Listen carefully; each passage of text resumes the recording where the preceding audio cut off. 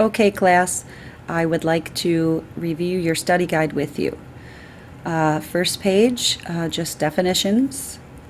What is the definition of planetary differentiation? It is the process by which the materials that make up a planet organize themselves according to density. And of course, the most dense materials will go to the center of that planet. The least dense materials will be closest to the surface, or the surface of it, the planet itself. Units that we report density in, just so you know, grams per cubic centimeter. Also, grams per milliliter. Please remember that 1 milliliter equals a cubic centimeter. And that means when we take 1 cube, that is a centimeter by a centimeter by a centimeter, length, width times height, if we were to put that in liquid, it would displace 1 milliliter of liquid. Okay, so the definition is the amount of matter per unit volume. Okay, and the unit volume is always going to be 1 milliliter or 1 cubic centimeter. So it's how much matter is in that cube of material. Okay, the third one is seismic waves, and seismic waves are waves that transmit energy through the earth. And you know, we've been talking primarily about P waves and S waves. Okay, so name 3 things that increase as you move from the crust in towards the center of the earth. Those 3 things are temperature, that means the earth gets hotter as you go towards the core, coolest at its surface, pressure, the pressure increases as you go towards the core. Remember that the core has gravity pulling everything towards the center of the earth. So that inner core has so much pressure on it, it's gravity pulling all the material above it towards the center of the earth. So the greatest amount of pressure is in the core. And that's why the inner core remains solid, because the pressure is too great. And lastly, density. And that has to do with gravity too, okay? It's pulling those densest materials towards the center of the earth. Okay, so you were asked to explain at least 2 lines of evidence that was discussed in the movie that help scientists know the composition of the earth. And those are meteors, and they provide scientists with information about the composition because they are made of the same materials as made the earth. Second of all, the magnetism of the earth shows that the earth has an iron core, okay, because iron is magnetic. Okay, next, you are asked, why do the waves that pass through the earth bend as they move from one layer to another? What kind of things can scientists determine from the bending waves? Okay, so there's 2 parts to that question. Okay, but basically, the waves bend because they are changing speed. Okay, so that's the first part. It is their speed that causes them to bend. Okay, and it's because they're hitting different materials with different densities. Okay, and also, different states of matter. Scientists can determine the density of one layer compared to another by the change in speed and direction of the wave. Okay, please note that is speed and direction of the wave. So how it changes tells us about the layer.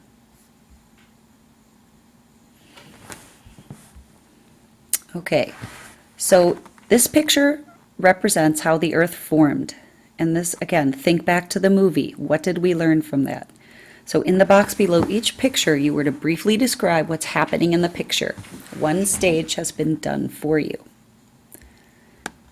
Okay, so the first part of this is that particles in space begin to clump together to form a larger and larger body. If you remember, in the space shuttle or the space station, where the experiment where they put the salt in the bag and they shook it together, and due to static electric charges, those particles of salt began to clump together. Okay, and this tells us how the earth formed. Second picture, this one was given to you, but just remember, the earth starts to heat up due to gravity, collisions from asteroids and meteoroids, and radioactive decay.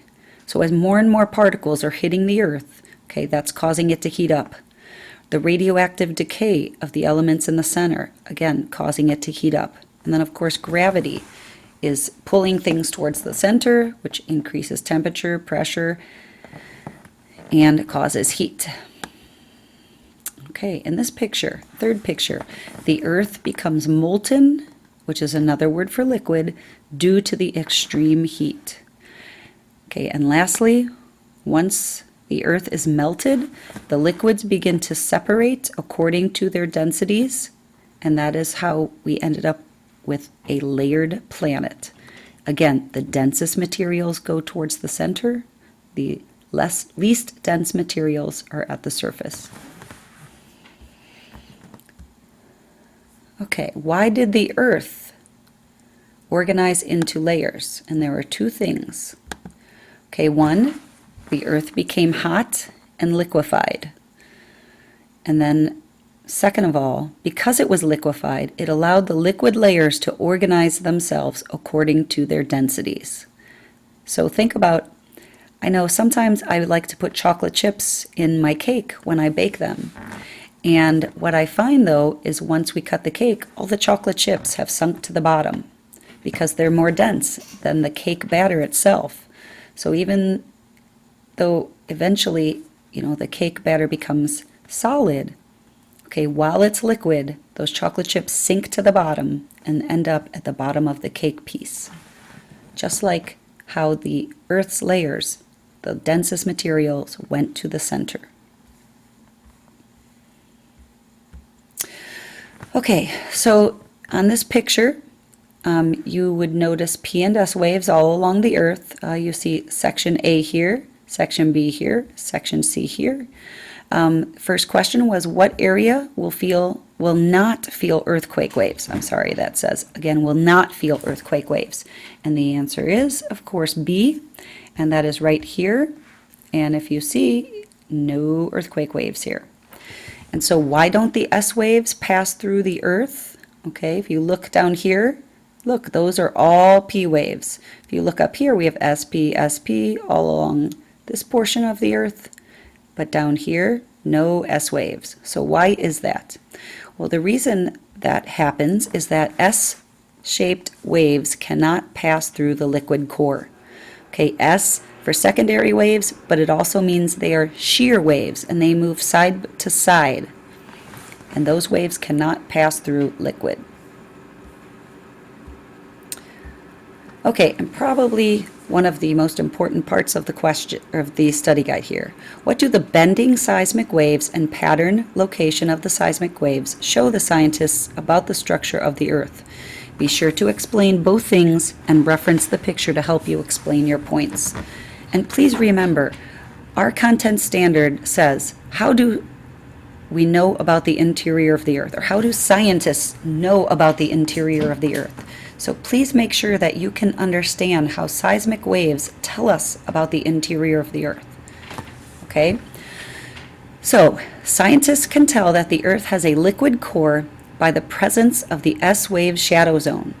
This is an area where no S-waves appear after an earthquake. The S-waves cannot travel through the liquid core, so they stop when they hit the core. This creates a shadow where the seismic waves are blocked, much like light waves can be blocked by an object and cause a shadow.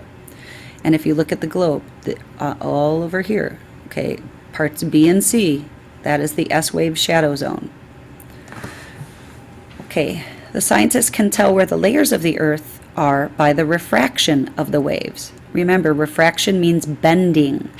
If you look in the picture here, you could see right here, this wave was straight and now it's bent when it hits the outer core. When it comes out the other side, it bends again. Okay, the waves bend every time they enter a different area or place made of different material. This is because the waves travel at different speeds through different materials with different densities. This can be seen in the model where the P waves enter the outer core and they are bent in towards the center. Again, that happens right here, where they go in and then they bend towards the center. Okay, scientists can also determine the density of the layers by the changes in speed and direction of the seismic waves. The waves will speed up through more dense areas and slow down in less dense areas. And you might ask yourself, why do they speed up through more dense areas? Well, more dense areas means the particles are closer together, and a wave can travel faster through particles that are closer together. This is the answers to the worksheet that you did yesterday in class. And, you know, all the directions are here. And if you want to take out your paper, you could pause the recording, get out your paper, and make sure. It said label the 4 main layers of the Earth. Okay, so we have crust here in this beige colored, the mantle, outer core, and then the inner core. It says label them according to their composition. Okay, inner core is solid, outer core is liquid, mantle is solid, and the crust is solid. Draw the path of a body wave. Okay, and that part I can't do right now, but we'll catch it. What I really want you to do is look at these down here. And so the house, this is what the first wave is, the P8 wave, second wave's the S wave, and the third one is the surface or L wave. Okay, and for house A, you notice the P, S, and L waves are very close together. So this should tell you that this is very close to the epicenter of the earthquake, if not the epicenter. Okay, D, we have P here, and then no S, and then L way over here. And then C, we have the P here, S here, and L waves here. And if you look where they are, A, B, C. So you might wonder, why doesn't C get S waves? And that is because if these waves left house or the earthquake here, okay, and they're going to travel out here, okay, they're going to hit the inner core, and they will not make it to parts or house C. Okay, so this would just go right here and probably curve up here right before it.